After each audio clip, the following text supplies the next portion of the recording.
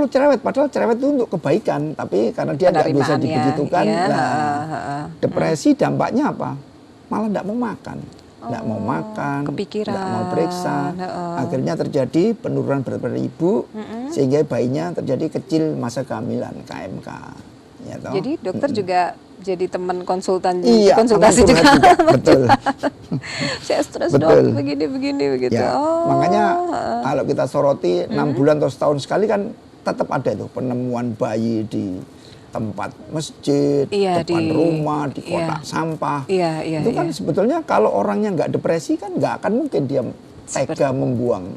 Dia sudah hamil. Sudah 9 bulan. Nah, jadi faktor depresi ini kita sebagai dokter atau tenaga kesehatan bidan harus saat kontrol harus itu tadi rajin menganamnesa ibu hamil ini, mengorek apakah ada keluhan yang lain selain fisiknya yang bagus, kejiwaannya bagaimana secara sepintas kita harus. Jadi selain harus sehat, penderita, mesti bahagia juga ya ibu hamil.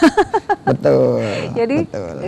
Ini juga pesan untuk keluarga di sekitar ibu hamil. Jadi apa yang disampaikan oleh Dr. Greg tadi, dukunglah ibu hamil ini supaya tetap jiwanya senang, bahagia. Jadi jangan menambah masalah atau beban hidupnya ya, karena hamil itu sudah masalah tersendiri bagi seorang ibu ya. Betul.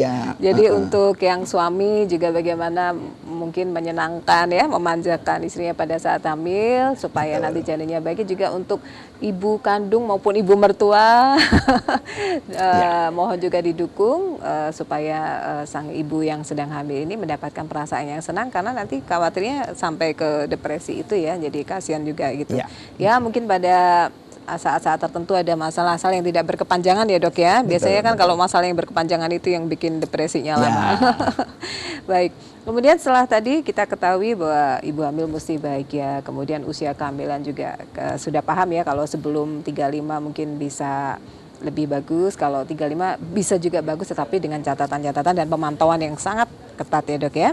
Nah, sekarang untuk hal lain misalnya ada yang, maaf tadi kita ngomong soal depresi ya, ada ibu-ibu yang sudah ketergantungan obat, misalnya dia kena epilepsi dok, jadi kan mesti mengkonsumsi obat terus, atau penyakit yang saya kurang tahu apakah itu jadi takut hamil biasanya kan, aduh saya ini kok harus mengkonsumsi obat terus-menerus, sehingga nanti bagaimana dengan kesehatan janin saya itu gimana dok biasanya? Ya memang pada ibu-ibu yang menderita penyakit kronis seperti epilepsi, hipertiroid, bahkan diabetes, hipertensi, kan mereka sepanjang hidup harus mengkonsumsi tertentu.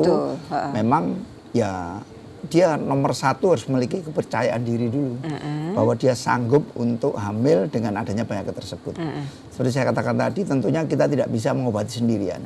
Jadi biasanya kita bekerjasama dengan sejawat terkait, neuro, kalau untuk epilepsi, untuk diabetes penyakit dalam, hipertensi, dokter jantung kita libatkan ya.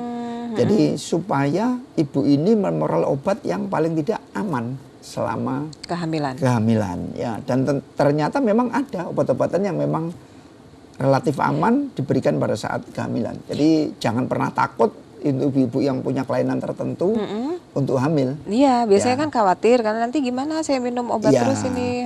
Kecuali memang kelainan jantung yang sangat berat ya.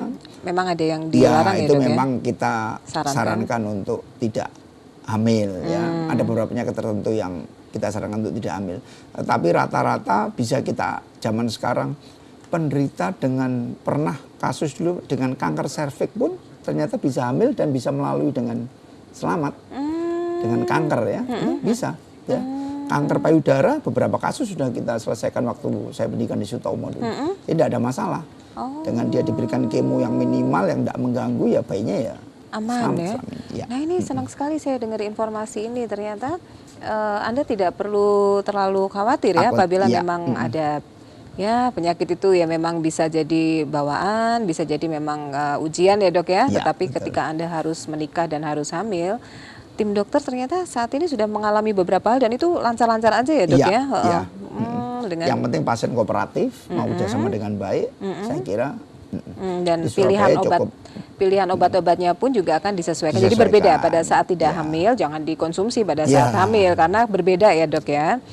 Tentu tujuannya untuk mengamankan kandungan. Nah terus itu maaf, kalau misalnya ASI-nya itu bisa terpengaruh juga nggak dok dengan obat-obat itu biasanya? Ya, memang ada beberapa penyakit yang tidak boleh untuk menyusui. Misalkan contoh maaf HIV. Penderita dengan HIV AIDS positif, hamil bisa. Tetapi untuk menyusui memang disarankan tidak menyusui. Oh, begitu. Contohnya itu. Dengan hepatitis tidak menyusui, tapi kalau anaknya divaksin boleh begitu. Jadi ada beberapa penyakit memang tidak disarankan, tapi ada juga yang boleh disarankan. Ternyata begitu. Iya. Nah dok, ini kan sekarang ini tadi sudah disampaikan anak banyak udah nggak jadi banyak cita-cita. Ya mungkin hanya beberapa aja yang mungkin dari keluarga yang biasanya punya keyakinan tertentu ya. Nah, mungkin bisa memiliki putra-putri banyak. Tapi sekarang lebih memilih untuk kualitas. Ya. Nah, sekarang biasanya kan persalinan itu ada yang normal, ada yang harus sesar. Nah, itu jaraknya tadi kalau normal bisa sampai berapa tadi? 2-3 tahun cukup ya. Nah, nanti kalau sesar ini kan banyak yang tanya-tanya nih. Jaraknya harusnya berapa itu? Karena kan ada sobekan dan sebagainya. Tapi sebelum dokter jawab ini, kita akan ikuti dulu pesan-pesannya dok ya. Nanti kita lanjutkan kembali. Baik ayah bunda serta keluarga tercinta, masih banyak hal yang kita akan bincang-bincangkan malam hari ini tentang mempersiapkan kehamilan yang sehat dan persalinan yang aman bersama Dr. Gregorius Agung Himawan SPOG. Saya Ellen Pratwi dan Dr. Greg akan segera kembali setelah kita simak yang berikut ini.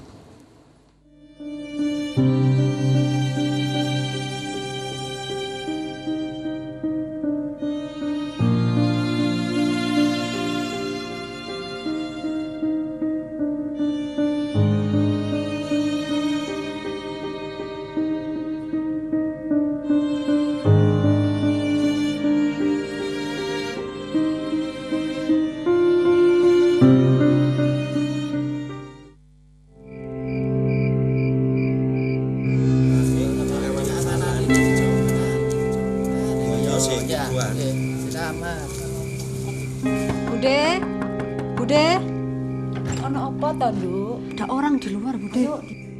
Siapa? Ambil jimpitan, Bu. Jimpitan. Ya, jimpitan, kearifan lokal, cermin budaya bangsa. Ono genteng wernone ireng, abot enteng disonggo bareng. Sebutir demi sebutir kita himpun. Sekepal demi sekepal kita satukan. Untuk saudara kita yang tak lagi berdaya.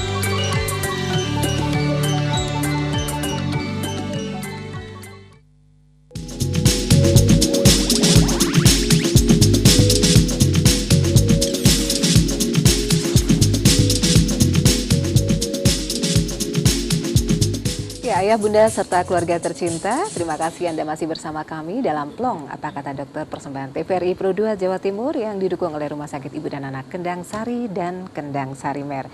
Baik, saya Ellen masih bersama Dr. Greg dengan tema mempersiapkan kehamilan yang sehat dan persalinan yang aman. Di sesi pertama tadi kita sudah membahas banyak tentang bagaimana mempersiapkan kehamilan.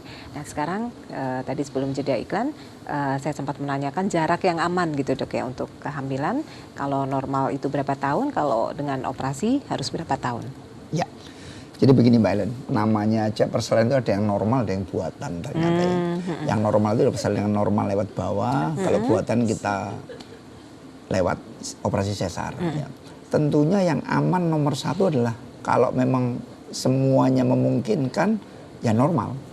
Karena dengan persalinan normal itu istilahnya bersakit-sakit dahulu, bersenang kemudian. Jadi memang sakit. Tapi habis itu 2 jam udah bisa jalan, aktivitas sudah balik, ya.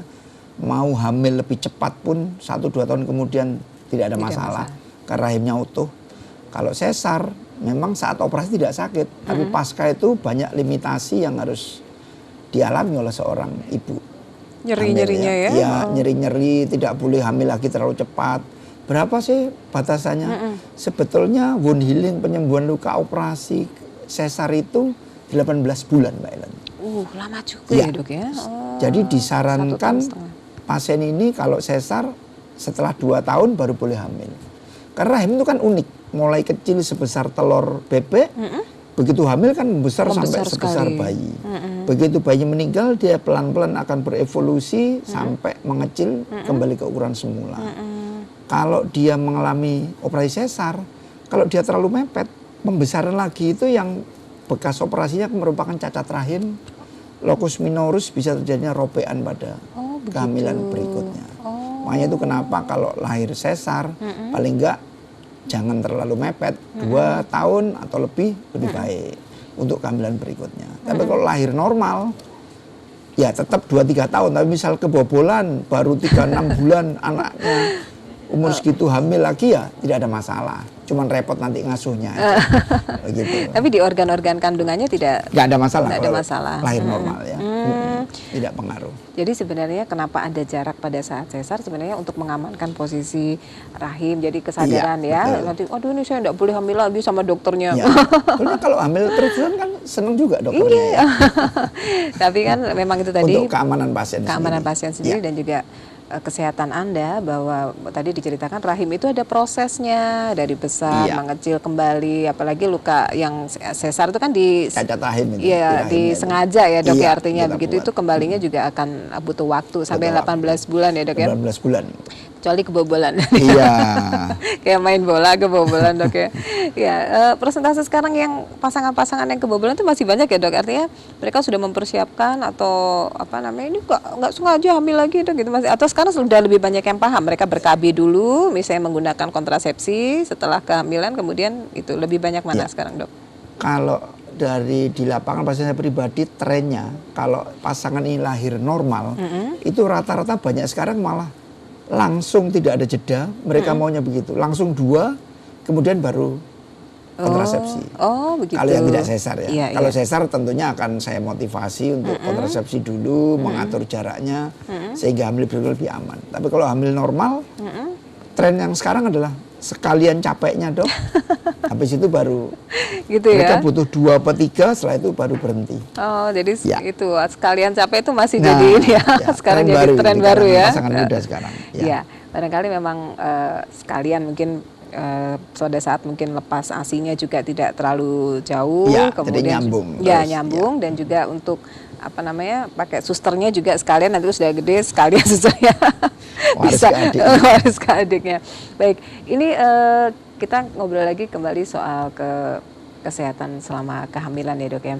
Ini kan di masyarakat kita masih ada mitos-mitos begitu ya, nggak boleh makan inilah, nggak boleh makan itu, terus nggak boleh membunuh binatang sampai gitu-gitu. Artinya sebenarnya faktor keamanannya tentu bisa dijelaskan ya, bahwa sebenarnya kenapa itu, tapi bukan karena syiriknya seorang misalnya jangan di dekat pintu loh ya, begitu makan gitu, itu masih ada ya dok ya, artinya. Atau juga minum jamu-jamuan sebelum persalinan, misalnya apa tuh kayak orang Arab biasanya rumput Fatimah gitu-gitu loh dok, itu kan masih ada di masyarakat kita ya. Betul. Jadi gimana? Jadi tantangan kita, tapi kalau di kota besar kayak Surabaya mungkin tidak terlalu ya. Sudah tapi lebih kalau banyak waktu saya di daerah Kalimantan dulu, waktu saya masih dokter umum ya, di suatu daerah tidak ada spesialis, jadi kita terpaksa merangkap jadi dokter kandungan juga. Memang mitosnya begitu banyak. Makanan ini nggak boleh ya. Sebetulnya pada ibu hamil ada beberapa kebutuhan nutrisi yang memang harus dipenuhi. Misalkan pada trimester pertama itu harus ada asam folat tentunya. Itu wajib ya dok? Ya. Untuk apa sih asam folat? Mencegah kecacatan pada sistem saraf tulang belakang. Ya. Menghindari seperti anencefal, spina bifida, ya, kelainan pada saraf. Itu asam folat. Kemudian juga zat besi. Ini wajib diberikan pada hamil muda sampai hamil 9 bulan. Bahkan sampai melahirkan. Karena bayi ini tumbuh dengan sudah lahir, sudah punya pembuluh darah dan sudah punya cadangan darah. Dari mana dapatnya? Dari ibunya. Tentunya kalau ibu hanya makan dari makanan tidak cukup. Makanya tentunya program pemerintah pun waktu itu sudah sampai ke daerah-daerah pemberian zat besi pada. Ya. Kemudian yang berikutnya adalah kalsium. Ya. Pembentukan tulang dan gigi pada bayi didapat dari makanan kurang sekali, makanya harus ada suplemen khusus. Kalau sekarang ada lagi tambahannya suplemen DHA.